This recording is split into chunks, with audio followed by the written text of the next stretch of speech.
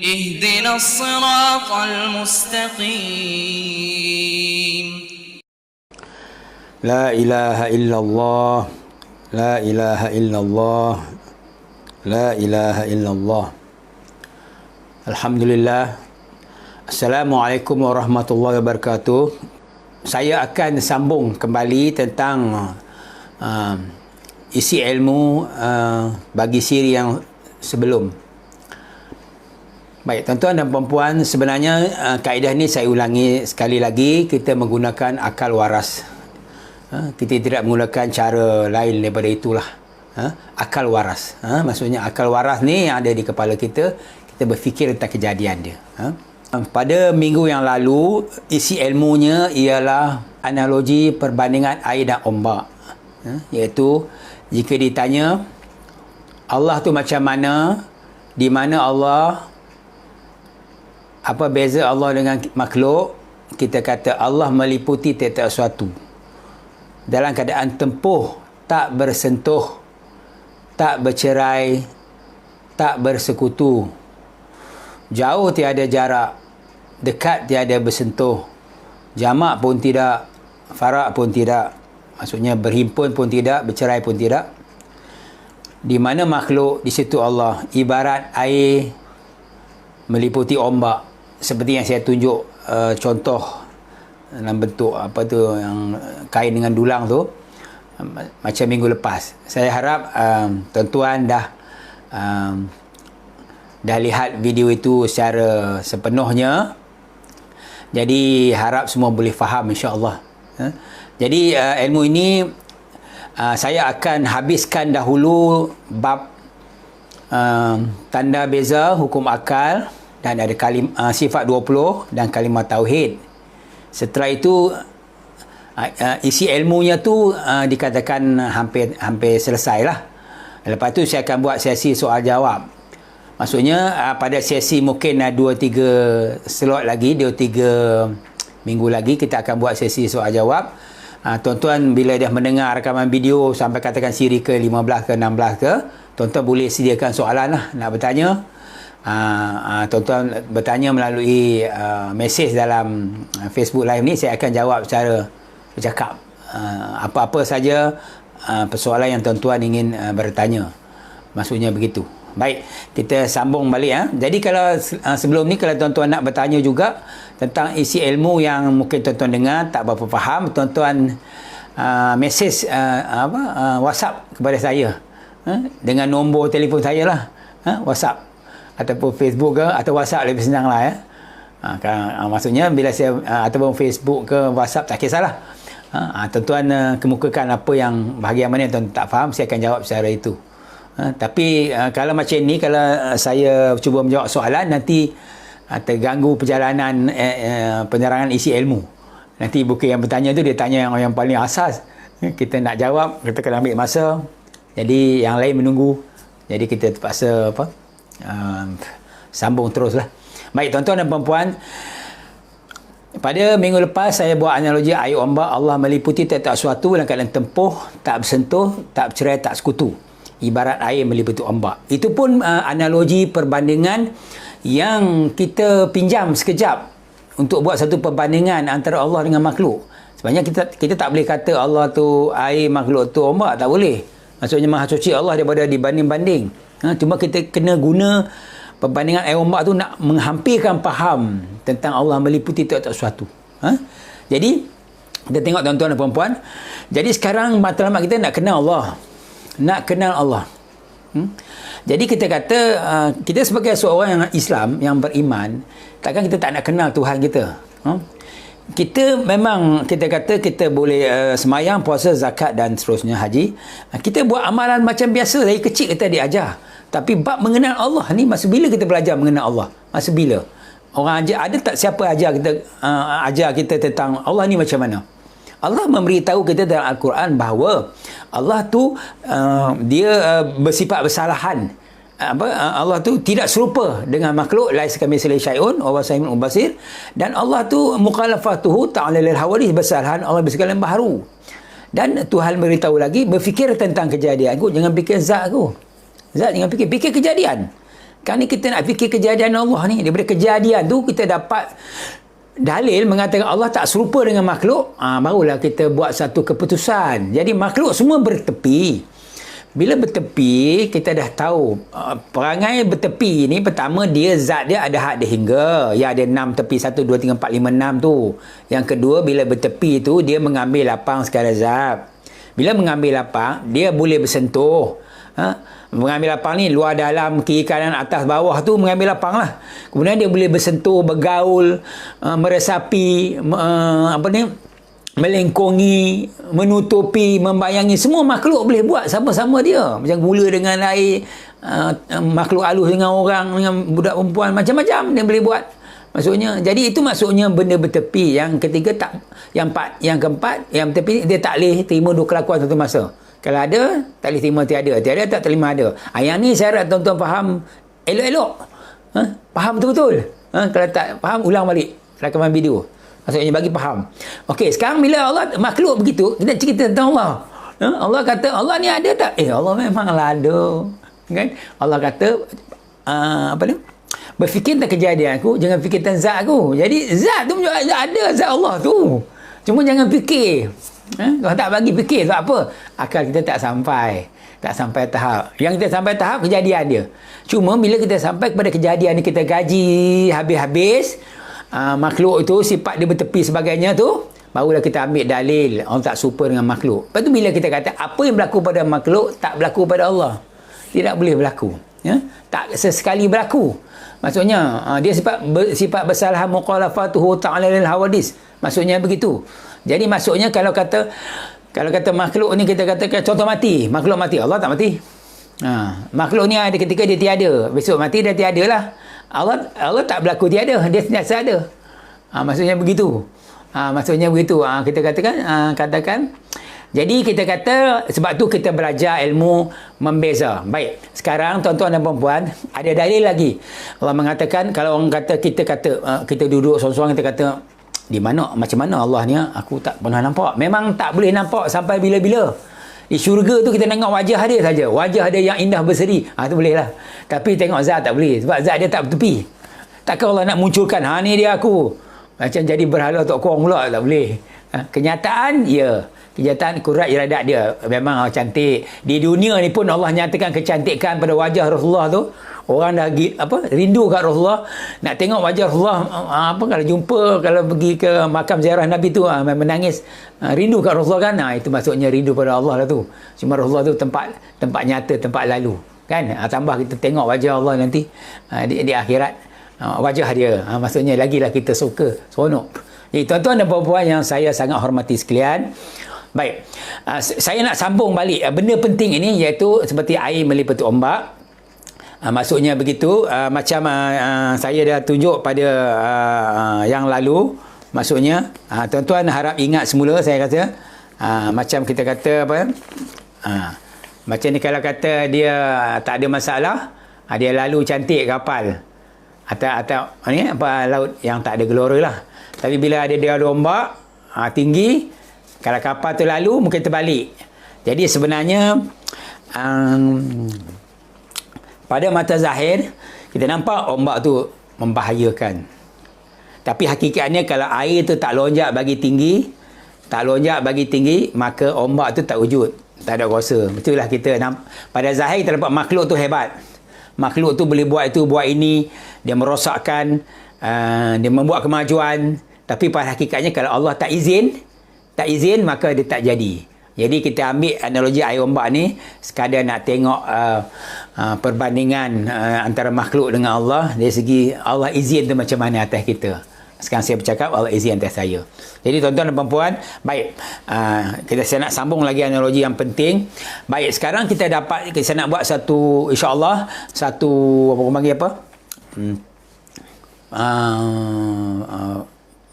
satu kenyataan lah, bahawa saya ulang balik kenyataan yang penting, iaitu Allah meliputi sesuatu dalam keadaan tempuh, tak bersentuh, tak bercerai, tak bersekutu, jauh tiada jarak, dekat tiada bersentuh, jamak pun tidak, farak pun tidak.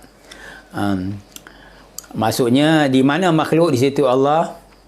kan, Allah meliputi, ibaratnya Allah meliputi tiap-tiap suatu seperti air meliputi ombak. Itu satu kenyataan lengkap, satu orang kata formula lengkap lah tentang kalau orang tanya kita, kalau kita fikir macam mana Allah ni. Sebab kita menjawab berdasarkan dalil dalam Al-Quran. Dalam Al-Quran Allah mengatakan Allah meliputi tiap-tiap suatu. Allah meliputi orang-orang kafir. Tapi cuma terjemahan Al-Quran menulis yang meliputi kuasa dan ilmu. Boleh, tak apa. Bagi kita bukan sekadar kuasa ilmu, semua meliputi. Allah tu meliputi, tak kira lah. Apa saja, lengkap meliputi. Kalau kita kata kuasa ilmu meliputi, habis zat dia yang dikatakan zat Allah tu jangan fikir tu duduk kat mana pula, tak tahu kat mana. Dia tak boleh cakap tak tahu kat mana. Maksudnya sekali zat Allah meliputi satu, sama ada kuasa ilmu, zat, sifat, semua sekali meliputi. Dan keadaan tempuh, tak bersentuh, tak bercerai, tak bersekutu, jauh tiada jarak, dekat tiada sentuh, jamak pun tidak, farak pun tidak. Di mana makhluk, di situ Allah. Kita tak ada kuasa nak menggerakkan segala anggota kita. Mata nak melihat bukan kerana kita penglihatan, bukan kerana kita ada mata. Pendengaran bukan kerana kita ada telinga. Pergerakan kita, angkat tangan, turun tangan, genggam tangan, bukan dengan kuasa kita. Kuasa Allah. Yang zahir nampak memang saya buat, tuan-tuan nampak saya buat, tuan-tuan nampak saya melihat. Tapi pada akal fikiran kaya, kita kena tukar dah, tiun dah, bahawa yang menjadikan saya boleh semua ni ialah Allah, yang atas izin dia, kudrat iradat dia, dia nyata atas kita, maka bolehlah kita segala-galanya. Sebab tu bila kita kata mati anak Adam, kita kata inna lillahi wa inna ilaihi raji'un, daripada Allah kita semua datang, kepada Allah kita kembali, iaitu pertama kita ni roh lah, diri batin lah. Masa bila roh itu keluar, Allah ambil apa yang jasad kita boleh buat. Tangan tak cacat pun, mata tak buta pun, tapi semua tak boleh lah, tak boleh berfungsi lah. Maksudnya tak boleh, maksudnya kena orang angkat kita pergi mandi untuk masuk dalam keranda untuk bawa ke kubur. Kita sendiri tak boleh gerak. Menunjukkan sekarang ini bila kita duduk bergerak diam ni, duduk boleh semua ni, menunjukkan Allah yang mengizinkan pergerakan kita. Cuma keizinan Allah tu tak nampak pada mata kasar, tapi nampak pada akal fikiran. Kita kena berfikir ke arah itu dah. Ni kalau kata Allah tak izin tak boleh ni. Macam tu. Maksudnya begitu. Jangan kita nampak makhluk lagi. Maksudnya tak selayaknya kita dah nampak makhluk lagi. Makhluk tu asbab je. Kalau Allah nak izin tanpa asbab pun boleh. Tengok kan macam mana Allah Ta'ala naik Rasulullah ke langit Sidratul Muntaha tu berlawan dengan asbab tu. Dalam malam naik, esok sebelum subuh turun. Bukan naik International Space Center ke pergi bulan ke. Naik ke langit, ke Sidratul Muntaha tu. Kita kalau kita fikir logik, kita kata ni mana boleh. Tapi ni benda benar. Peristiwa Isra' Mi'raj ni benar. Sebab Allah Ta'ala yang berkuasa untuk menaikkan. Jadi sekarang ni tuan-tuan dan puan, kita kena berpijak di bumi nyata, pegang betul-betul. Dalam era yang kita kata era kritikal, sekarang ni kita tengok Allah uji manusia dengan kematian hari-hari. Jadi kalau Allah nak uji kita dengan tak kira dengan kematian ke apa, memang kita bersedia. Dari segi akidah, keyakinan kita kepada Allah tu, kita sangat bersedia. Sebab apa?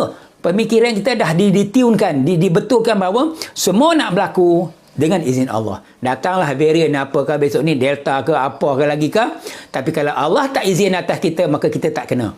Tapi yang duk mati-mati tu, kerana Allah Ta'ala izin atas dia, kehendak atas dia, maka berlakulah kematian atas dia. Jadi kita sebenarnya, kita kena betulkan hati kita. Caranya berfikir dulu. Bila kita berfikir cara yang positif ke arah mengesakan Allah, Allah akan tenteramkan hati kita. Itu satu yang pasti. Kenapa hati kita sekarang bimbang, tak tenteram, takut, nanti datang varian apa pula, habis aku. Tak, sebenarnya benda tu dia tak boleh habis.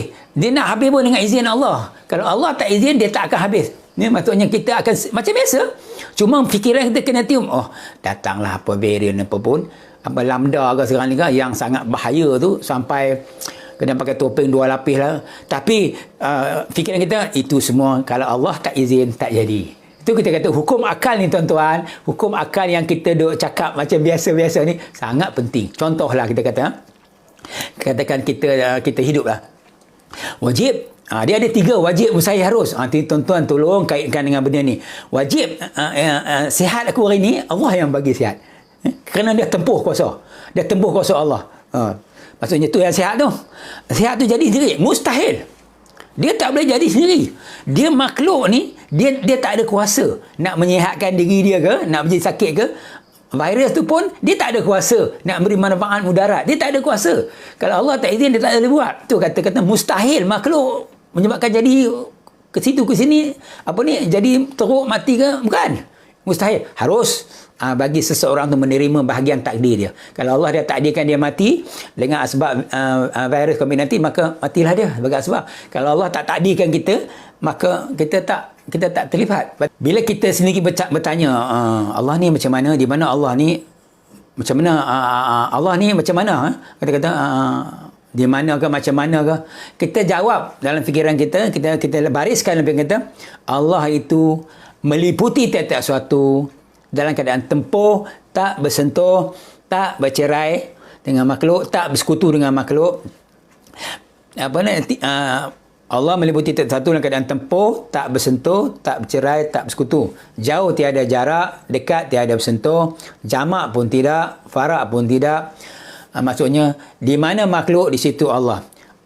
Ibarat Allah meliputi tiap satu, ibarat air meliputi ombak. Dalam keadaan tempuh, tak sentuh, tak bercerai, tak bersekutu. Air tak pernah bersentuh dengan ombak sebab yang ada hanya satu ziri, satu zat, itu air. Ombak tak pernah bercerai daripada air kerana yang ada hanya satu ziri, air. Ombak tak boleh masuk dalam air, tak boleh bercampur dalam air, tak boleh bergaul lah kerana yang ada hanya satu diri air. Maksudnya begitu. Jadi sekarang kita sebenarnya bila Allah kata Allah tempuh, tak sentuh, tak bercerai, tak sekutu, Allah Ta'ala tidak boleh sentuh kita. Tempuh, ya, kuasa dia tempuh kuasa dia. Sentuh tak boleh. Sebab apa? Yang ada hanya zat Allah saja, diri Allah saja ada. Diri makhluk ni nampak mata-mata saya ada, hakikat dia tak ada. Hakikat diri kita tak ada. Maksudnya begitu. Jadi maksudnya begitu. Pada zahir kita nampak kita ada, tapi hakikat dia semua Allah. Semua ni kenyataan kudat irada Allah. Jadi tak timbul soal nak bercampur gaul. Jadi siapa yang ada belajar ilmu kata dia boleh bersatu dengan Allah, sampai peringkat bersatu dengan Allah, maka pemahaman begitu tak betul. Salah tu. Salah. Maksudnya tak boleh. Makhluk tak boleh bersatu dengan Allah. Sehingga mengaku, ana al-haq, akulah Allah. Lagi salah. Maksudnya aku tu bertepi lah. Kenapa dia boleh kata dia Allah? Allah duduk dalam dia. Lagi salah. Ada ajaran yang mengajar manusia mengatakan Allah tak boleh berada di dalam kita, tapi kita boleh berada di dalam Allah. Lagi salah. Bila kita kata makhluk tu bertepi, Allah tak bertepi, kan? Jadi dia tak boleh macam air ombak lah. Bila? Ombak tak boleh berada di dalam air. Air pun tak berada dalam ombak. Tapi di mana ombak, di situ air. Maksudnya begitu. Maksudnya saya contoh ni, di mana ombak, di situlah air. Kalau kata dia kata tak ada ombak, sebab dia tak nyata. Bila air nyata tinggi, nampak ombak kuat, hebat. Bila air lonjak tinggi, menunjukkan ombak tu ambil nama, kata aku ni kuat, ambil nama. Sebenarnya air punya. Dia tak perasan. Macam kita lah, bila Allah nyatakan kita pandai, kita mengaku, kita rasalah kita pandai. Sebenarnya kita tak ada kuasa nak jadi pandai ke apa ke. Semua dengan izin Allah, dengan kehendak Allah, dengan kenyataan kudrat irada Allah. Jadi ini analogi paling mudah yang saya rasa paling analogi yang ni lah satu-satunya analogi yang kita boleh guna untuk terangkan perbezaan antara Allah makhluk. Maksudnya begitu. Daripada tu kita tak tahu, tak ada. Maksudnya tak ada, tak ada yang tepat. Kalau ada pun dia tak tepat. Bila orang tanya, kita tanya diri kita di mana Allah ini, kita jawab dalam fikiran, jawab dengan fikiran. Berfikirlah. Allah meliputi tiap-tiap satu dalam keadaan tempuh, tak bersentuh, tak bercerai, tak bersekutu. Jauh tiada jarak, dekat tiada sentuh, jamak pun tidak, farak pun tidak, ibarat air meliputi ombak. Itu je. Titik. Di situ. Jadi kita fikir-fikirlah macam mana. Tak faham nanti dalam ruangan pertanyaan tuan-tuan boleh tanya. Maksudnya saya harap analogi itu, perbandingan itu dah boleh faham dah. Jadi apa maksud meliputi tiap-tiap satu? Meliputi apa saja yang kita lihat. Selagi mata kita nampak, itu dipanggil tiap-tiap satu. Semua Allah meliputi tiap-tiap satu. Itu Tuhan kata, kemana saja kamu menghadapkan wajah kamu, maka di situlah wajah aku. Kemana saja kamu menghadapkan wajah kamu, maka di situlah wajah aku. Depan, kiri, ni wajah Allah semua. Wajah Allah semua. Wajah Allah semua. Mana kita nak lari? Kan? Allah meliputi tiap-tiap satu. Maksudnya begitu. Maksudnya Allah cakap, Allah maha meliputi. Tiap-tiap satu. Dalam Al-Quran ni, perkataan meliputi. Tapi perkataan meliputi tu macam-macam tafsiran orang boleh buat. Dia kata meliputi kuasa dengan ilmu. Kan? Jadi kita sebenarnya kita berpegang kepada hujah yang kuat. Hujah yang kuat. Jadi orang kata, kalau itu nanti Pak Syekh, Allah tak, adakah bila kata Allah meliputi itu kita bercampur gaul dengan Allah? Tak boleh. Kita tidak sesekali akan bercampur gaul dengan Allah. Itu dipanggil dua makhluk bertepi. Nak bercampur gaul, dia bertepi dengan bertepi. Macam saya cerita tepung ubi dengan tepung gandum lah. Nak bercampur gaul. Nak bergaul-gaul. Maksudnya dua tepi. Sekarang ni Allah tak bertepi. Kita bertepi. Makhluk semua bertepi. Allah tak bertepi. Macam mana nak campur gaul? Kalau Allah kata dia meliputi satu, dalam keadaan tempuh, tak sentuh. Tu nampak? Yang kita surah Al-Anfal ayat 17 tu. Bukan kau Muhammad yang melempar. Tak kalau kau melempar. Aku yang melempar. Allah yang melempar. Bukan kau lempar. Aku yang lempar. Macam perbuatan Nabi Muhammad tu terus ditolak oleh Allah. Memang tolak. Hakikat dia Nabi Muhammad tak ada. Yang ada Allah saja. Kenyataan kudrat iradat dia. Zahir memang nampak Rasulullah lempar. Kita sahabat nampak Rasulullah lempar. Bila cerita kita memang kata-kata Rasulullah lempar. Nampak pada mata zahir semua makhluk buat. Hakikat dia semua Allah buat. Jadi di situ kita kata analogi perbandingan Allah meliputi tak satu dalam keadaan tempuh, tak bersentuh, tak bercerai, tak sekutu. Jauh tiada jarak, dekat tiada sentuh, jamak tidak, farak pun tidak, ibarat air meliputi ombak. Ialah analogi paling tepat untuk kita membezakan antara Allah dengan makhluk. Tidak ada analogi lain. Bawalah ke peringkat mana pun. Ke peringkat atasan ke, bawalah. Pergi fikirlah orang pakar-pakar dalam bidang tauhid. Adakah apa kesilapan perkataan kita ini? Bawa. Jadi, tidak dapat mencari kesalahan. Allah meliputi tak satu dalam keadaan tempuh, tak bersentuh, tak bercerai, tak bersekutu. Jauh tiada jarak, dekat tiada sentuh, jamak pun tidak, farak pun tidak. Ibarat air meliputi ombak. Kenapa jadi begitu? Sebab makhluk semua bertepi, Allah tak bertepi. Bila tak bertepi, segala-gala Allah tu tak bertepi. Tak kira lah sifat, kuasa, ilmu, zat dia semua tak bertepi. Kan? Semua tak bertepi lah. Maksudnya begitu. Jadi bila tak bertepi, bila Allah kata aku bersemayam di Arash, tak apa. Okey. Allah duduk atas Arash. Dah duduk. Dia duduk kan? Mana boleh duduk? Dia tak boleh menempat. Kalau Allah betul-betul duduk macam atas kerusi, duduk di atas, itu dah menempat. Itu dah bertepi. Tak ya. Lagi nak cakap macam mana? Allah sentiasa berserta dengan kita di mana kita berada. Boleh? Kalau 100 orang jadi 100 Allah. Tak boleh. Itu dah bertepi. 100 orang tu bertepi. Kalau 100 Allah dah 100 tepi. Salah. Dia ada dalam keadaan meliputi. Allah katakan 100 orang. Allah meliputi tak satu. Meliputi 1 orang tu dalam keadaan tempuh. Tapi tak sentuh. Tak bercerai, tak bersekutu. Jauh tiada jarak. Dekat tiada sentuh. Jamak tidak, farak pun tidak. Tuan-tuan kena main-main benda ni tau. Maksudnya begitu. Jadi kalau sekarang ni, sebab tu kita kata, Allah kata, kemana saja kamu menghadapkan wajah kamu, di situlah wajah Allah. Untuk mengesakan Allah. Untuk mudah kita melihat kebesaran Allah di depan mata. Hukum akal. Contohnya hari ini saya bangun, saya lihat saya sedang bercakap. Sedang bercakap ni saya lihat wajib percakapan saya ni Allah yang izinkan. Kerana tempuh kuasa dia. Yang saya duduk bercakap ni kerana dah tempuh kuasa Allah ni, jadi macam ni boleh cakap ni. Cakap ya kan? Tempuh kuasa Allah. Percakapan ni kerana jadi sendiri ke? Mustahil. Mustahil jadi sendiri. Percakapan ni kerana saya bersedia ke? Lagi mustahil. Saya tak ada apa-apa nak persediaan ke apa ke. Kerana saya usul ikhtiar ke? Itu asbab. Maksudnya mustahil jadi sendiri. Sebab apa? Tanpa izin Allah tak boleh. Lagi tak tempuh kuasa dia, maka tak boleh jadi macam ni. Kan? Wajib apa yang saya dan tuan-tuan lihat di depan kamera ni kena jadi kerana duk tempuh kuasa Allah. Tempuh, bukan sentuh.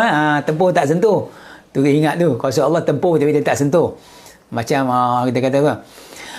Kemudian jadi sendiri. Mustahil. Tak boleh jadi sendiri. Kalau jadi sendiri tu sesat. Ini orang-orang tak beriman memanglah alam semula jadi. Tak ada. Itu semua tak mau. Kita dah tak masuk buku benda tu lah. Maka harus bagi saya menerima keadaan seperti ini pada pagi ni. Harus saya menerima keadaannya. Harus bagi satu takdir bagi Allah atas saya. Allah tulis di azali, saya akan bercakap pada pagi ni. Dia tersurat rezeki saya untuk keluarkan perkataan ini. Jadi harus tu sedang menerima satu, menerima taufik hidayah daripada Allah, izin daripada Allah, maka jadilah saya begini. Rasa kalau kita buat wajib mensyahrul dengan nak rasa bangga ke, riak ke? Tak adalah tuan-tuan. Jangan harap dia tak lintas langsung rasa riak. Nak bangga tak adalah, jangan harap. Pergi main jauh-jauh dia tak akan ada lagi riak bangga lagi dah. Bila kita letak hukum akal, semua Allah, kita menangkan Allah. Kita menangkan Allah. Di dunia ni kita dah bagi Allah menang. Kita dahulukan Allah. Kan? Kalau di dunia ni kita dahulukan Allah, insya-Allah kita selamat di akhirat. Tapi kalau siapa di dunia dahulukan makhluk, dia akan susah di akhirat. Sebab apa? Di akhirat tidak ada satu makhluk pun berani tuntut hak dia untuk berkuasa. Wahai Allah, aku pun berkuasa juga. Mana ada? Tak akan ada. Tak akan berani makhluk menuntut hak dia berkuasa di akhirat. Tapi Allah boleh tuntut. Oh, dulu kat dunia kau kata benda tu berkuasa, benda ni berkuasa, berhala tu berkuasa, duit kau berkuasa. Kan? Sedangkan aku yang izinkan semua tu. Aku izinkan kau senang, aku izinkan kau pandai, aku izinkan kau bijak, aku izinkan kau jadi macam ni begitu. Kau kata semua makhluk, sekarang aku nak tuntut hak aku yang buat. Sekarang kau bagi balik. Katakan dia buat satu patung ke berhala, kamu sembah, katakan bagi nyawa kat dia, buatlah bagi nyawa. Tuhan tuntut hak dia, apa manusia nak jawab? Kita jangan berhalakan segala makhluk. Benda yang tak wujud, tak ada kuasa, kita pergi bangga, pergi bagi kuasa, pergi agung-agungkan. Jadi kita akan susah di akhirat benda-benda macam ni. Bukan kita nak ni. Ini perkataan yang kita kata benar. Benda yang memang tak ada kuasa. Dia makhluk ni, dia memang tak ada kuasa. La haula wala quwwata illa billahil azim. Tapi kita, di hati kita rasa bangga dengan dia. Rasa kagum, bergantung harap pada dia. Kalau dia tak ada, susah kita. Kalau pemimpin yang tak ada, susah negara kita. Jangan begitu. Kita bergantung kepada Allah. Dia sebagai asbab. Kan ni semua atas izin Allah. Tu kata hukum akal ni. Benda yang sangat penting. Tuan-tuan kena kuasai hukum akal, wajib, mustahil, harus ni. Wajib. Berjaya tu Allah yang bagi berjaya. Dengan izin Allah, dengan tempuh kuasa Allah. Berjaya tu jadi sendiri ke? Mustahil. Mustahil. Wajib berjaya, Allah izin. Berjaya jadi sendiri? Mustahil. Tak mungkin. Sebab makhluk dia tak ada daya upaya. Macam mana dia boleh berjaya? Izin Allah, kerana dia tempuh kuasa Allah. Maka harus apa tu? Harus menerima salah satu tu. Sekarang ni kita tengah terima berjaya. Alhamdulillah. Mari kita semua bersyukur kepada Allah. Kenapa Allah beri kejayaan pada usaha kita pada kali ini? Hari mungkin akan datang tak tahu lagi berjaya ke tidak, tapi kali ini kita dah dapat kejayaan.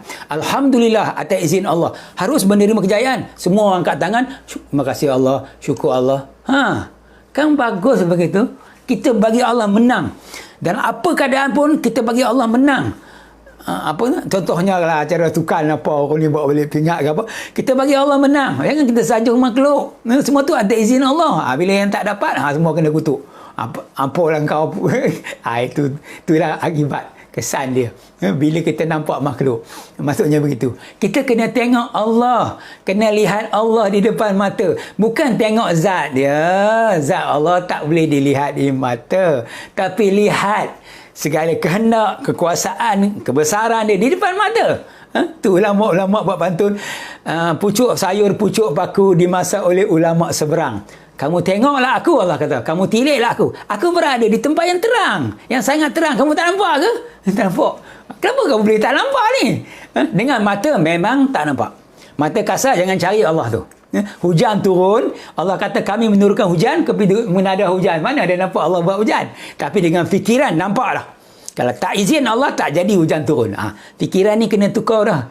Itu kata hukum akal ni, dia duduk wajib seharus ni, dia duduk di fikiran. Wajib hujan turun, Allah bagi jadi. Allah bagi turunkan hujan. Jadi sendiri, mustahil. Mana boleh hujan jadi sendiri? Hujan tak ada kuasa. Hujan dia makhluk. Makhluk dah tahu dah. Dia tak ada daya, tak ada upaya. Maka harus kita hujan tu turun pada ketika ni. Alhamdulillah, dapatlah pokok-pokok minum. Katakan, syukur Alhamdulillah. Tapi bila time kemarau, hujan tak turun ni. Asal hujan tak turun ni. Doa, tak turun juga. Doa pula, kita pun doa orang biasa banyak dosa. Mana boleh turun hujan kan? Allah tak nak izin. Kan kita kata, tak turun hujan. Tak turun lah. Tak turun hujan. Allah Ta'ala tak izin. Walaupun doa. Kan? Akhirnya, maksudnya apa? Musik katakan jadi tak turun, kalau Allah tak nak izin, maka tak turunlah hujan tu. Kalau turun, Allah izin.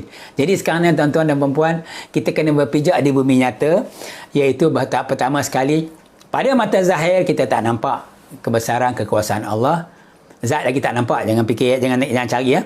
Maka tapi pada mata akal, dia ada mata akal, kita kena nampak lah. Mata zahir tak nampak, mata akal nampak. Maksudnya bila nampak, macam mana? Berfikir tentang kejadian aku dengan hukum akal wajib seharus. Maksudnya begitu. Maka akhirnya mata hati kita dibuka oleh Allah, kita terasa kebesaran Allah di hati kita. Maka bila terasa kebesaran Allah di hati, kita dah tak bimbang dengan makhluk dah. Datanglah varian apa, akan datang varian, berbagai-bagai varian yang begitu bahaya, pakai cara airborne, melalui udara pun orang boleh mati. Kita kata haruslah. Kalau takdir kita macam tu, takdir Allah tentukan takdir kita nak mati kerana asbab COVID-19, nak buat macam mana? Dah takdir kita macam tu. Tapi kalau bukan takdir kita, datanglah sejuta virus pun dia tak akan kena pada kita. Tuan-tuan kata, kalau bukan takdir kamu, dia akan menyimpang daripada kamu. Kalau takdir kamu, dia tidak akan menyimpang. Takdir tak pernah salah alamat, dia datang tepat. Jadi kita nak bimbang apa, tuan-tuan? Ya? Kita cuma usaha atas usaha atas asbab, satu perintah Allah. Kita ikut SOP yang pihak berkuasa bagi untuk mencegah COVID ini, pakai topeng, jangan pergi berkumpul, penjarakan fizikal 1 meter, 1,5 meter. Itu kita kena ikut. Itu sebagai sunnah Nabi, iaitu mematuhi ulul amri, pemerintah punya arahan. Atas sebab jangan mencampakkan diri kamu ke jurang kebinasaan. Maksudnya bila Nabi pesan, bila kata ada wabak, jangan kamu pergi tempat tu. Yang dalam kumpulan wabak, jangan keluar pergi tempat lain, nanti berjangkit. Jadi kita ikutlah. Tapi hati kita, benda tu kalau bukan izin Allah, dia tak jadi. Dia kena izin Allah tu, wajib seharus tu. Jadi kita ada dua sekarang ni. Dari segi zahir, kita ikut sunnah Rasulullah. Dari segi hakikat batin ya, kita ikutlah yakin kepada Allah dengan hukum akal. Jadi tuan-tuan, kita rasa apa yang kita bicarakan pagi ni, tuan-tuan, memberi satu panduan untuk kita hidup selepas ini. Jadi kita sekarang ni ramai manusia yang kita kata hari-hari orang mati sekarang ni, ratus-ratus, bukan sikit-sikit lagi dah. Hari ni tak tahu berapa ratus pula. Maksudnya bukan kata puluh-puluh, ratus dah. Kita tak tahu benda ni. Kita serah pada Allah. Kita serah pada Allah. Jadi maksudnya begitu, sebenarnya kita bukan mati pun. Kita pindah alam barzah saja. Kita, roh kita tak ada jejak dengan bom, ambil orang, pergi letup dengan bom, hancur berkecai. Akhirnya roh dia pun hancur. Tak. Yang berkecai jasad, roh tak hancur. Roh dia diangkat cantik oleh malaikat di alam barzah. Jadi kita sebenarnya jangan bimbang lah kan. Kita kalau iman kita bagus, baik dengan Allah, hubungan baik dengan Allah, kita berpindah alam saja, alam barzah. Jumpa Allah lagi best. Kan maksudnya cuma itu saja, cuma berpisah dengan orang di dunia ni, dia sedih sikit lah, sedih sikit berpisah. Maksudnya berpisah dari isteri, anak, itulah kita sedih tu. Nanti di akhirat bertemu semula dalam keadaan yang orang kata apa, yang lagi seronok kan. Jadi itu hakikat daripada kematian di dunia. Maksudnya begitu. Jadi kita tak perlu bimbang sebenarnya kan. Tak perlu bimbang. Kalau kita betul iktikad ketuhanan kita, kita jalan cantik lah maksudnya. Datanglah apa pun. Ni orang Dajjal nak turun, Yahudi apa semua. Bagi kita, bagi yang ada iman, maksudnya tauhid lah. Steady je. Kita kan. Kalau betul kita kena pegang senjata, berjuang menentang orang Yahudi ke apa berperangan ke, mati syahid. Tapi bila mati, masuk alam barzah. Kan? Habis ya. Maksudnya begitu. Jadi tak perlu bimbang apa-apa. Jadi sebenarnya kaedah tauhid yang kita nak pelajari pada pagi ini, nak berkongsi pada pagi ini, sebenarnya nak beri kita satu cara panduan macam mana nak hidup. Macam mana cara kita nak hidup ketika di dunia ini, dengan panduan yang betul lah. Jadi tuan-tuan dan puan-puan, saya sambung lagi tuan-tuan. Jadi begini. Baik, kita berbalik kepada hukum akal tadi. Maksudnya, baik, sekarang kita dah faham. Kalau orang beritahu kita, bukan orang beritahu, kita dah, bila sebut tentang Allah, di mana Allah ataupun Allah ni macam mana, kita kata jawab dalam fikiran kita, Allah meliputi tiap-tiap satu, atau kita bercakap lah, macam saya bercakap, Allah meliputi tiap-tiap satu, dalam keadaan tempoh, tak bersentuh, tak bercerai, tak bersekutu, jauh tiada jarak, dekat tiada sentuh, jamak pun tidak, farak pun tidak. Jamak tu berimpun, farak tu bercerai. Di mana makhluk, di situ Allah. Allah meliputi tiap-tiap satu seperti air meliputi ombak.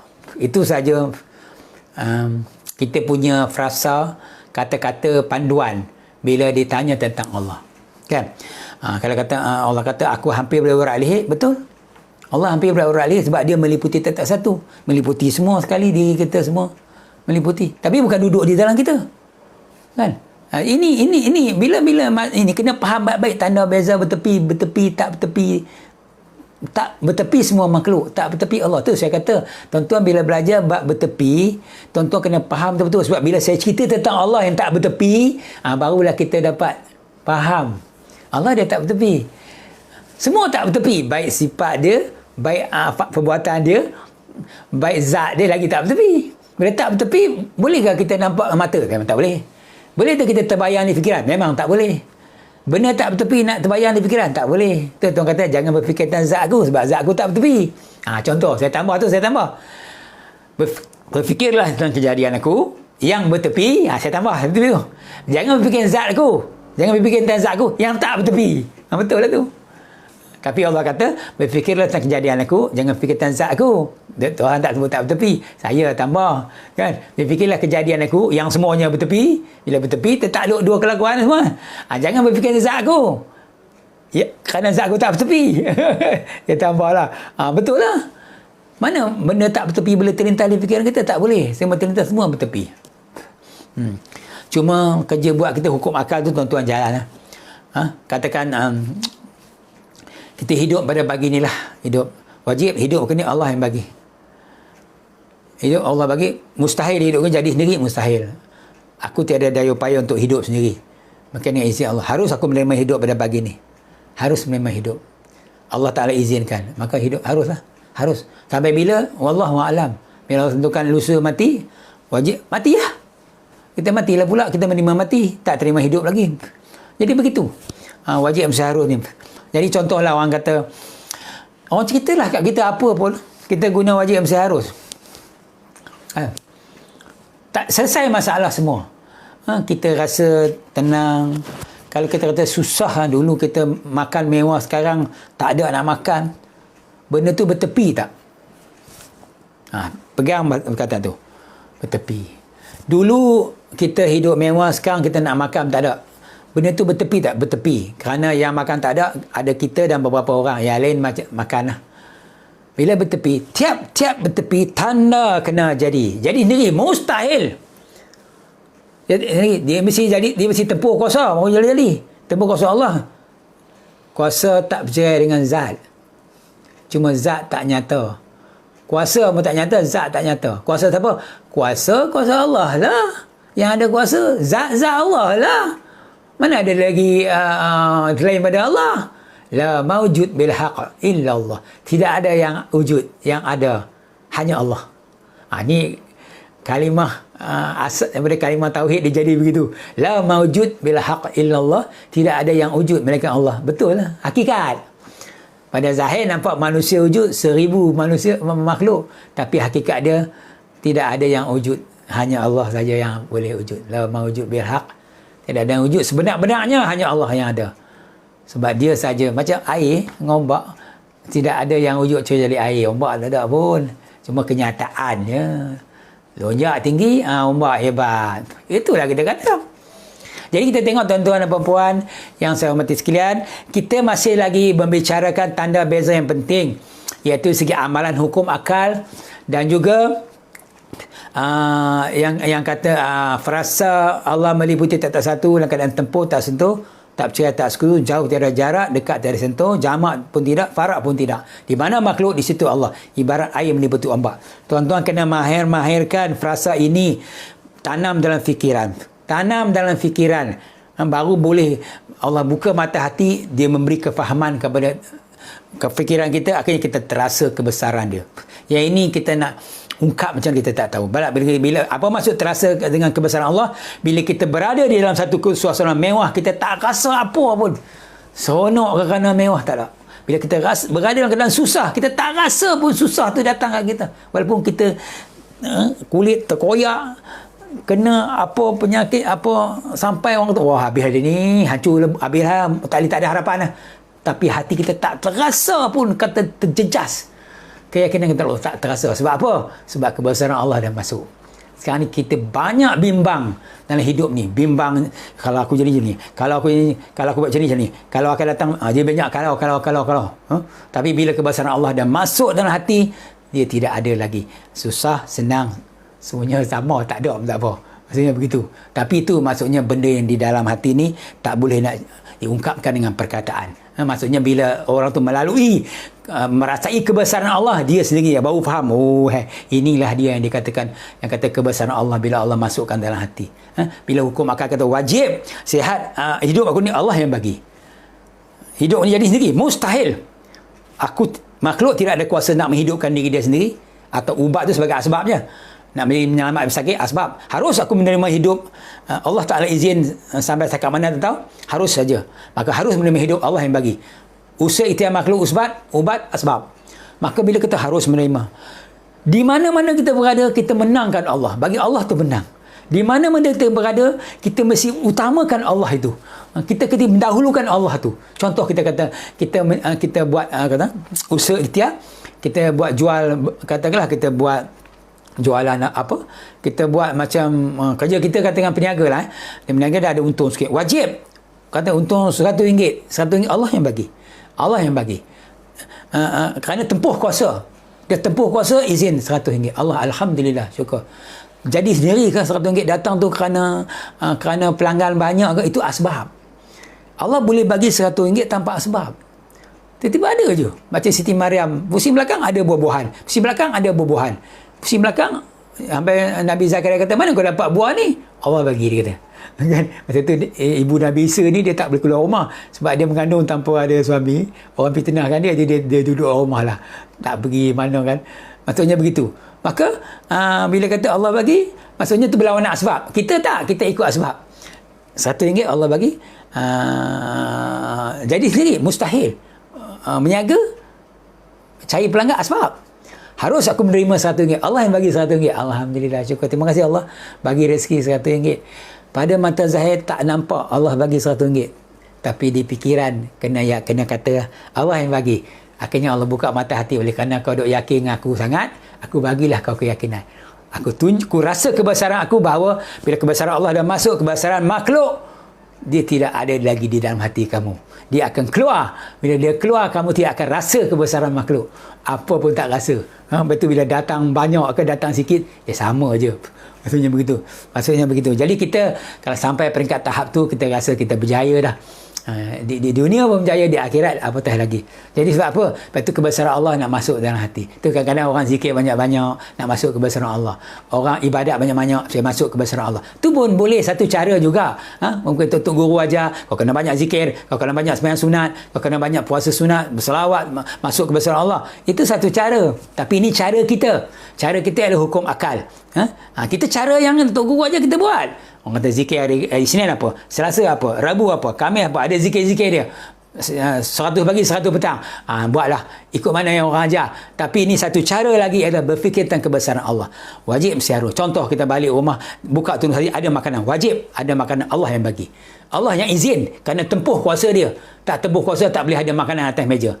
Jadi sendiri mustahil. Makanan boleh atas ni mustahil. Orang isteri masak, asbab.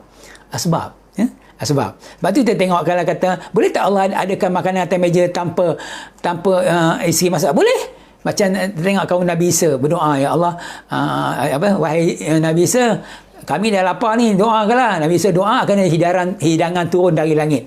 Direct turun dari langit 7 dulang. Makanlah 7 kaum. Kita boleh turun makanan dari langit? Memang tak boleh. Tak betul lah, orang kata orang gila.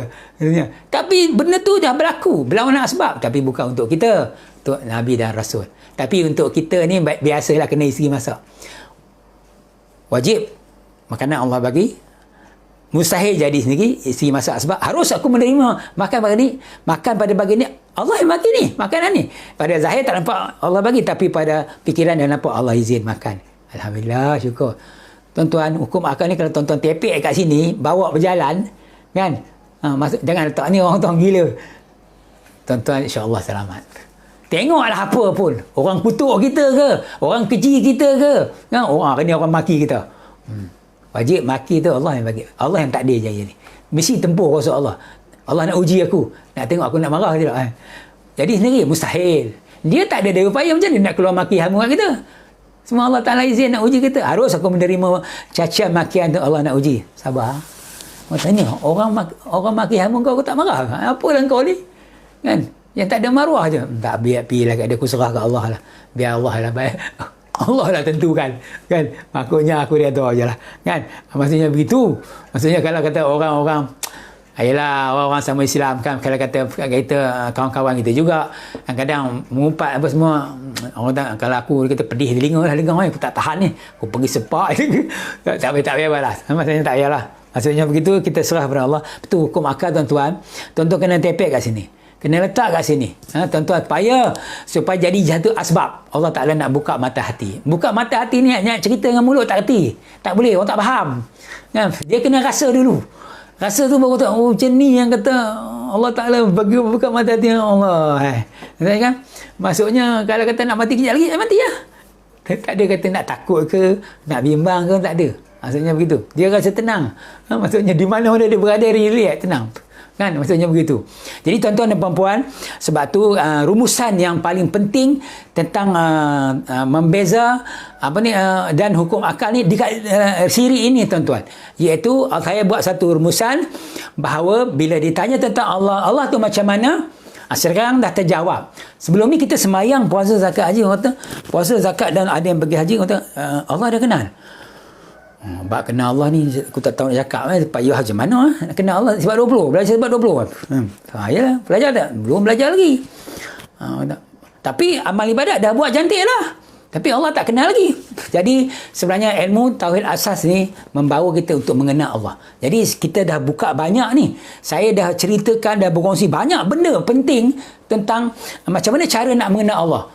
Patutnya dah dengar rakaman video yang CD ke ini, yang sebelum-sebelum ni dah dengar, dah faham maksudnya macam mana dia kata makhluk tu bertepi, Allah tak bertepi. Akhirnya di sini rumusan dia, iaitu rumusan dia bila ditanya di mana Allah, macam mana Allah tu, Allah jawab di fikiran kita atau di mulut kalau kita boleh lah, atau kita terfikir Allah meliputi tiap-tiap sesuatu dalam keadaan tempuh, tak bersentuh, tak bercerai, tak bersekutu. Jauh tiada jarak, dekat tiada sentuh, jamak pun tidak, farak pun tidak. Jamak tu berimpun, farak tu bercerai. Kan? Di mana makhluk, di situ Allah. Ibarat air meliputi ombak. Ibarat air meliputi ombak. Kalau ni ada ombak, ini tak ada ombak. Kalau ada ombak ni, kalau kata kapal lalu, terbalik. Kalau tak ada ombak, kapal lalu, kalau kapal lalu, dia selamat. Sebenarnya yang bagi terbalik itu pada matahari nampak ombak lah tinggi. Tu ombak, gelombang besar terbalik. Hakikat dia kalau air tak lonjak lagi tinggi, maka mana boleh jadi ombak besar dan kapal pun tak terbalik. Jadi pada zahir nampak makhluk buat. Pada mata kasar makhluk lah. Buat baik, buat jahat, tolong orang, buat jasa, buat masalah, makhluk. Tapi hakikat dia, kalau Allah Ta'ala tak izin atas dia, maka tak jadi. Tak izin, tak tempuh kuasa Allah, tak jadi. Itu kata-kata untung baik, untung buruk atau untung jahat. Semua datang daripada Allah. Rukun iman yang keenam. Percaya kepada untung baik, qada dan qada Allah, untung baik dan untung jahat atau untung buruk, semua datang daripada Allah. Betul. Mana makhluk, kalau kata untung baik daripada Allah, untung jahat daripada kita, hakikat dia, kita ada kuasa. Kalau ada kuasa, dah bertepi kan. Kita bertepi ada kuasa, Allah tentu bertepi. Dah, rosak akidah kat situ balik, dah terbatal. Akidah kita terbatal kerana apa? Cara kita faham Allah tu tak kena. Salah. Untung baik, untung buruk daripada Allah dah cakap dah. Untung baik. Katakan ombak ni lah.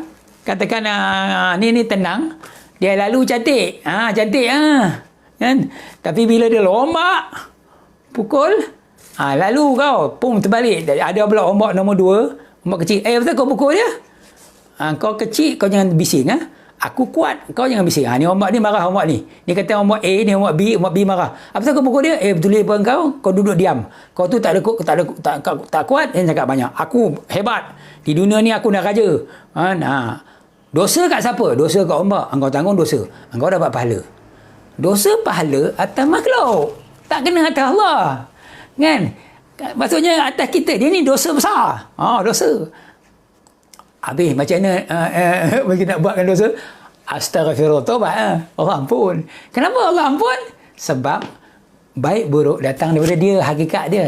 Cuba jangan putus asa. Siapa berputus asa pada rahmat Allah, lebih teruk pada dosa yang dia buat. Kita tak ada daya upaya. Ini hakikat dia. Makhluk dia tidak ada daya upaya. Nak buat apa pun tak boleh. Semua atas izin Allah. Nak buat baik dan buat buruk. Kan? Tapi bila buat buruk, kita tanggung dosa. Kita yang tanggung dosa. Sebab kita taubat. Astaghfirullahaladzim. Allah melihat taubat kita. Allah pun tak tengok dosa-dosa kita. Jangan syirik je. Dosa syirik tak tersangkut. Syirik tak masuk dalam bab ni. Syirik tak masuk. Tapi ni dosa biasa. Kalau macam mana teruk pun, kalau kita bertobat, Allah ampun. Sebab apa? Sebab baik buruk, hakikat datang daripada dia. Kan? Hakikat dia. Maksudnya begitu. Ini tak ada apa. Kan? Bila yang ni, dosa besar. Ini dosa kecil. Tapi bila katakan masih bertobat, Tuhan tak pandang perbuatan yang berlaku tu. Tuhan tengok tobat. Lepas tu kita kata, ada riwayat mengatakan bila seorang tu dia berdosa, malaikat catat. Tuhan kata pada malaikat yang catat, kau jangan cerita kat malaikat lain. Dosa dia aib. Itu perkara aib, jangan cerita. Adalah orang bercakap, saya pun bercakap ikut daripada orang bercakap. Tak tahu lah betul tidak, tapi ini analogi bagus juga. Dia kata bila malaikat catat dosa seorang tu, Tuhan bagi amaran. Malaikat, kau catat je dosa dia, jangan cerita pada malaikat lain. Tapi bila orang tu bertobat, Tuhan hebahkan. Wahai malaikat, kau hebahkan. Hamba aku ni dah bertobat. Jadi bila bertobat, suruh sebar-sebar. Bila buat dosa, tutup aib. Begitu sekali. Allah sebenarnya tak pandang apa kita buat. Tuhan pandang taubat kita. Taubat dia pandang. Dosa kita dia hapus. Kecuali syirik. Syirik bab lain. Syirik ni menduakan dia. Itu tak boleh. Tak boleh. Macam cerita Abu Talib. Abu Talib ni bapa saudara Nabi. Kalau ikutlah kita rasa sedih mendengar cerita Abu Talib ni. Sampai akhir hayat Rasulullah riba pangku dia. Ya Allah, wahai pamanku, wahai pak saudaraku, kau mengucap la ilaha illallah ni, aku jadi saksi kamu di akhirat. Dia tak Islam lagi, tapi dalam hidup dia menjaga Nabi Muhammad ni macam anak dia sendiri. Macam anak sendiri. Jadi bila ada Abu Talib, orang lain tak berani kacau Nabi. Siapa kacau Nabi, aku bantai. Maksudnya dia macam pembela lah segala-gala. Orang takut kat dia, Abu Talib ni. Tapi dia tak Islam. Bila kata nak mati, Nabi tak boleh bagi hidayah. Nabi kata, wahai Allah, boleh tak bagi hidayah Abu Talib? Tuhan kata, bagi hidayah bukan kerja kamu, tu kerja aku. Kan kamu bagi dakwah je. Akhirnya Tuhan tak bagi. Akhirnya dia meninggal keadaan dia tak ada kalimah la ilaha illallah lah. Nabi pun sedih. Nampak?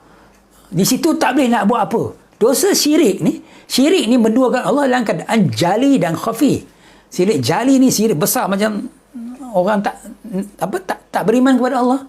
Tak boleh nak buat apa. Terkeluar daripada senarai tauhid. Kalau dalam tauhid kita ni, kalau orang syirik, habis lah. Dia tak ada apa dah. Tak ada harga di sisi Allah. Tapi kalau kita ni tak syirik, kita berada di zon selamat. Maksudnya tu kita kata syirik jali, syirik besar, kita mungkin tak buat. Kan? Sembah berhala ke, tangkal ke. Jangan ada yang pakai tangkal. Jangan buat main-main. Dulu ada jam magnet kan. Dia kata, apa tadi tangkal lah? Tak, ni jam kesihatan. Apa ni? Rantai kesihatan. Ulama kata boleh kot. Tak apa habis. Tapi kalau kata macam tangkal, tu kena buang. Tak kira di pinggang ke, di leher. Itu semua kerja syirik. Tak boleh. Maksudnya Nabi pun kalau ada jenazah yang berpakai tangkal gelang, Nabi tak akan solat. Jenazah dia. Yang satu lagi syirik khafi ni jaga. Riak. Tak boleh. Riak ni bangga. Bila kita bangga, hukum akal tak ada. Contoh je, saya mendapat anugerah tokoh Mak Hijrah lah contoh. Tokoh guru lah. Orang sanjung atau SMS tanah. Wajib dapat tu Allah yang bagi. Kerana tempuh kuasa Allah tu yang didapat tu. Jadi sendiri mustahil. Usaha saya, orang nampak usaha saya. Orang nampak usaha saya tu, orang tu pun kena betul-betul. Kan? Sebenarnya Allah yang bagi. Ni sebagai asbab kot. Boleh kot bagi. Kan? Maksudnya mustahil jadi sendiri. Harus Allah Ta'ala nak izinkan dapat anugerah tu. Allah bagi. Nak rasa riak, hati nak rasa bangga. Allahu Akbar.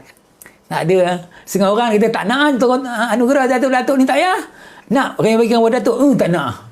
Aku tak nak. Ada orang tolak pangkat.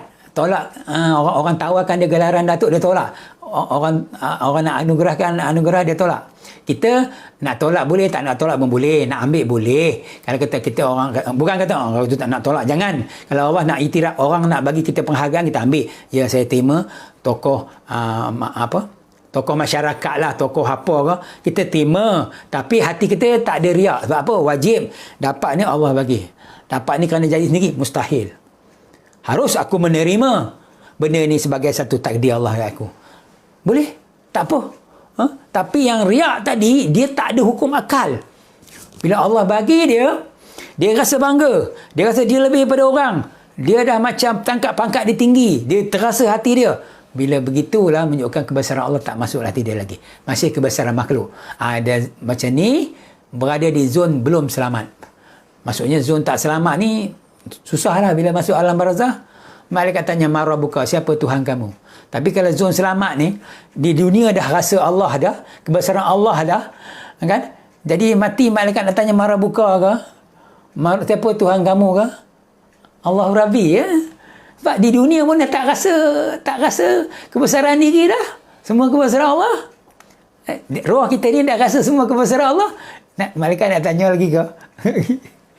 Tuan-tuan fikirlah sendiri. Kan? Patutnya begitu. Sebab tu kerja kita besar, penting tuan-tuan. Iaitu tauhid ni ilmu yang paling tinggi ranking dia dalam ilmu dalam agama Islam. Tauhid ni paling tinggi ranking ilmu dia. Maksudnya begitu. Jadi kita kena jaga benda ni dulu. Cuma kita ambil satu asas yang ringkas. Ringkas bahawa masa pun dah cukup ya tuan-tuan. Saya akan buat kesimpulan. Iaitu maksudnya di sini. Baik, jadi kesimpulan macam mana? Jadi saya mungkin nak simpulkan bahawa bila dikatakan bila ditanya tentang Allah, kata dalam fikiran kita Allah meliputi tiap-tiap sesuatu. Dalam keadaan tempuh, tak bersentuh, tak cerai, tak sekutu. Jauh tiada jarak, dekat tiada sentuh, jamak pun tidak, farak pun tidak. Di mana makhluk, di situ Allah. Maksudnya begitu. Allah meliputi tak satu ibarat air meliputi ombak. Jadi Allah tu meliputi satu tu termasuklah semua kuasa, kudrat, ilmu, semua sekali, zat dia semua sekali meliputi. Dalam keadaan tempuh, tak bersentuh, tak bercerai, tak sekutu. Kerana apa? Sebab Allah tak bertepi, makhluk bertepi. Dia tak boleh nak sentuh. Ingat balik tanda beza meratai, meresapi tu. Tentu kena kuasai benda tu. Jadi benda ni akan menyelesaikan semua masalah tauhid. Kita tak usah bimbang lah. Kalau kata berlaku satu, orang tanya kita, di mana Allah? Allah meliputi tak satu. Dalam keadaan tempuh, tak sentuh, tak percaya, tak sekutu. Kerana dia tak bertepi.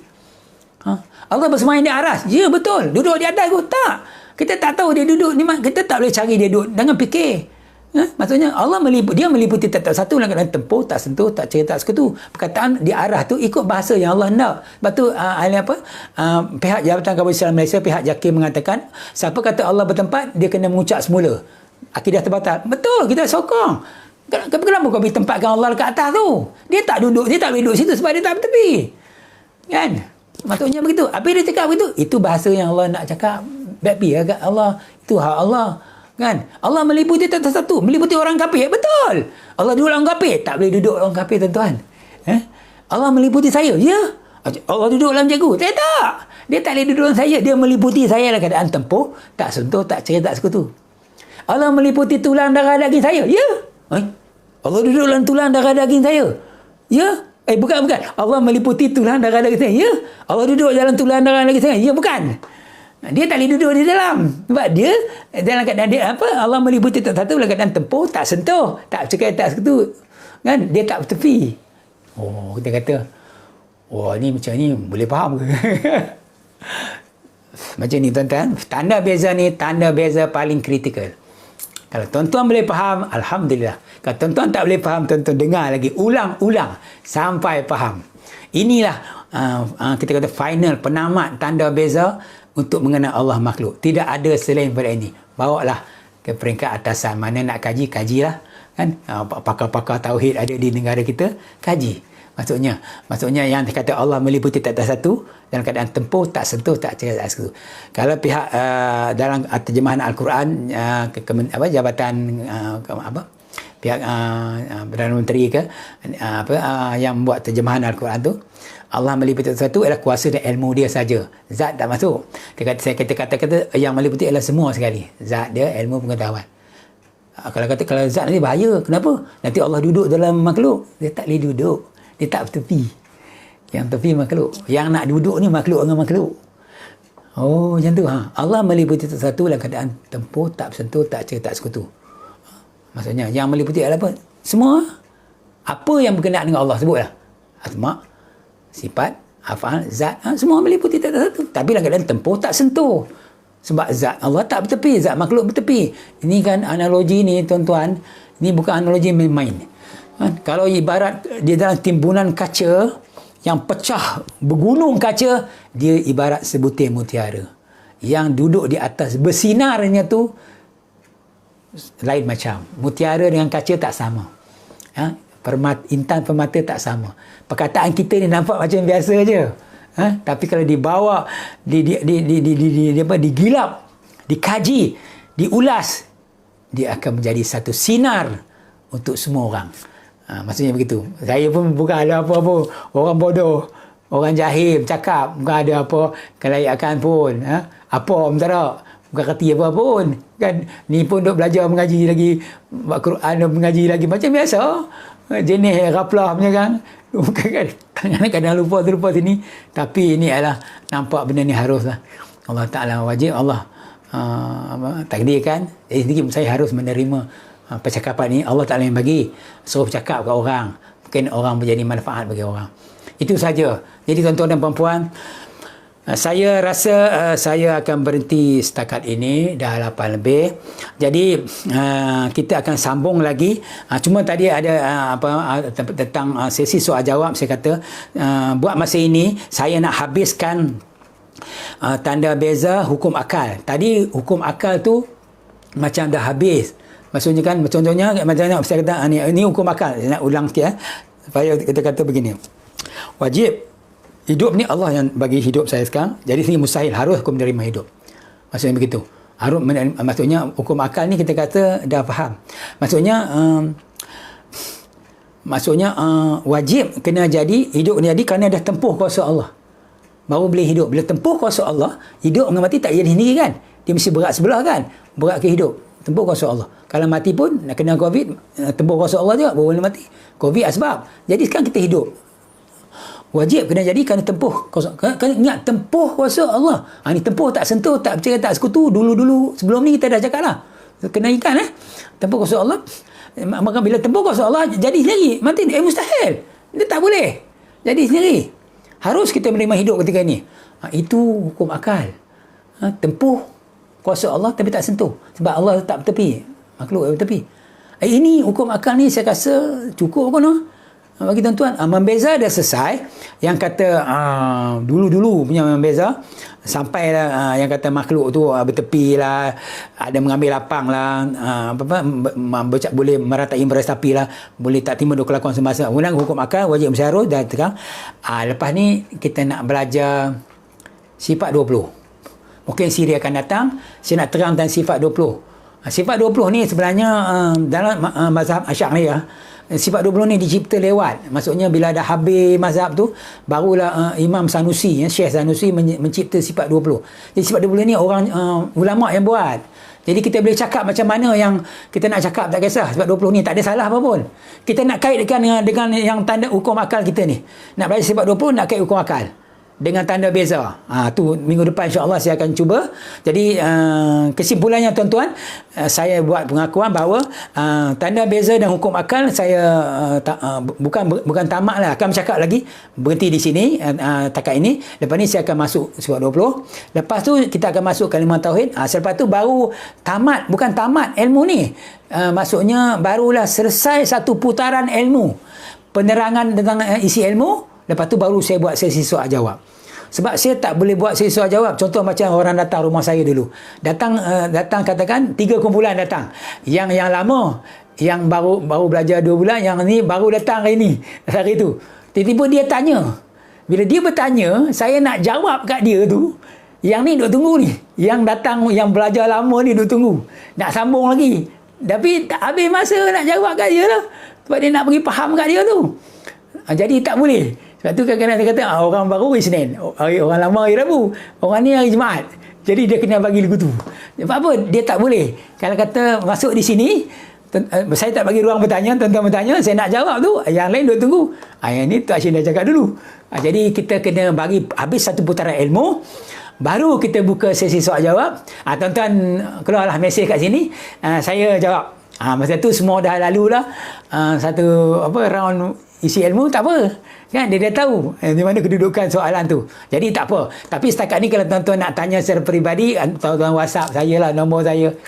WhatsApp je lah. Katakan tak faham kat mana, saya jawab secara WhatsApp lah. Kan? Nanti saya jawab dalam, saya sebarkan jawapan tu dalam mesej Telegram ke, tazkirah Telegram ke. Tu. Tapi dalam ni, kita akan buat nanti bila dah selesai satu isi putaran ilmu, satu round besar lah. Baru saya saya akan buat sesi soal jawab. Tuan-tuan boleh sedia lah nak tanya apa tentang tanda beza ke, hukum akal ke, kalimah tauhid ke. Ni kita ada dua lagi lah. Tajuk besar itu sifat 20 pada siri akan datang, dan lepas tu kalimah la ilaha illallah. Itu final dia lah.